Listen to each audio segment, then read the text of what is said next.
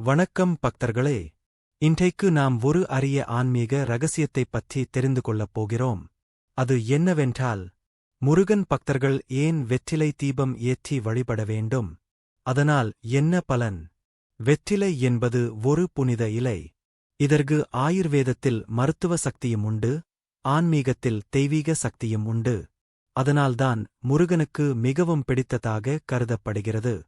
அந்த வெற்றிலையிலே தீபம் ஏற்றி வழிபட்டால் அதனால் ஏற்படும் அதிர்வுகள் நம் வாழ்க்கையை மாற்றக்கூடிய சக்தியாக மாறுகிறது. வெற்றிலை தீபம் ஏற்றினால் முதலில் கிடைக்கும் பலன். முருகன் அருள். பக்தனின் மனமுருகல் உடனே முருகனுக்கு சென்றடையும். தடைகள், சாபங்கள், விரோதிகள் அனைத்தும் விலகி மன அமைதி கிடைக்கும். இரண்டாவது பலன். வெற்றி. தொழிலில் முன்னேற்றம், கல்வியில் சிறப்பு, வேலை வாய்ப்பில் வெற்றி, வியாபாரத்தில் வளர்ச்சி ஆகியவை பெறப்படும் என்று நம்பப்படுகிறது. மூன்றாவது பலன். குடும்ப ஒற்றுமை. தம்பதியர் இடையிலான சண்டை, குடும்ப சிரமங்கள், பிள்ளை பாக்கியம் போன்றவற்றில் நல்ல பலன் உண்டாகும். நான்காவது பலன். பாவ நிவிர்த்தி. மனிதனின் பாவங்கள் கரைந்து ஆன்மீக சுத்தம் கிடைக்கும். மனம் தெளிவு பெற்று ஆனந்த நிலை ஏற்படும். இதற்காக சிறப்பான நாட்கள் உள்ளன.